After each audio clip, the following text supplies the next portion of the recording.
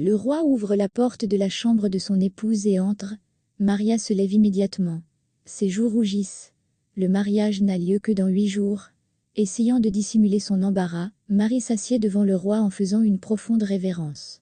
Celui-ci, souriant, s'approcha d'elle et la souleva en s'attardant sur son visage. Les traits de la jeune fille étaient lourds, mais une grande bouche, des yeux naïfs largement ouverts, et des cheveux blonds ondulés la rendaient très belle. Tirant Maria vers lui, le roi l'embrassa et se retira. Il salua les dames présentes dans la salle, puis appela sa promise plus près de la cheminée. « Madame, vous êtes encore plus belle que sur le portrait.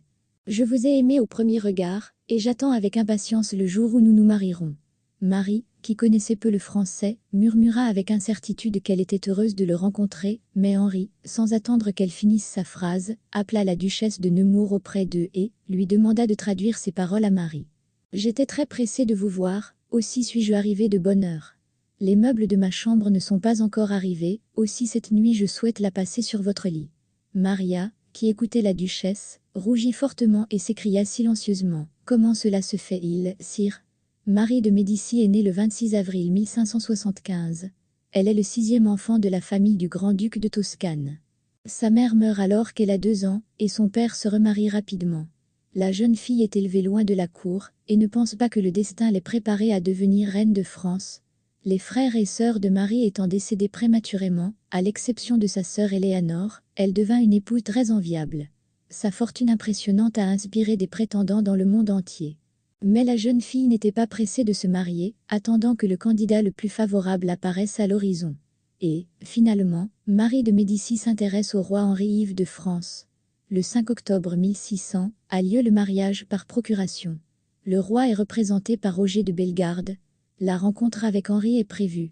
Le 3 décembre, Marie arrive à Lyon, et y attend l'arrivée du roi.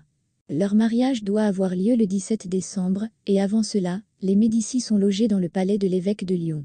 Le 9 décembre au soir, Marie apprend que le roi est arrivé, et qu'il va paraître. Elle est prise d'une grande excitation. Elle s'assoit dans la grande salle et dîne, mais elle n'a plus d'appétit.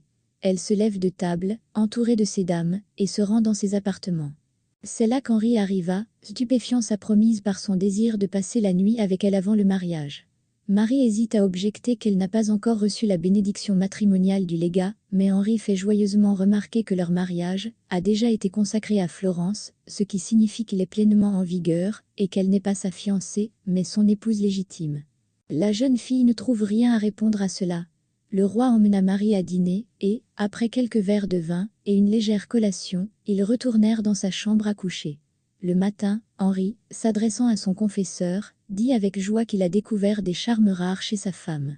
Marie, elle aussi, semble satisfaite. Henri n'était pas aussi vieux qu'elle l'avait craint, et son esprit et sa vigueur auraient fait l'envie de n'importe quel jeune homme. Le 17 décembre 1600, dans la cathédrale Saint-Jean-Baptiste, le roi, élégamment vêtu, se tient aux côtés de Marie, et lui sourit joyeusement. Il espère que le cœur de son fils bat déjà dans son ventre. 9 mois plus tard, le futur roi de France, Louis XIII, voit le jour. Les premiers jours suivant le mariage, Henri entretient une communication étroite avec sa femme, mais il en vient assez vite à la conclusion qu'elle est pour lui stupide.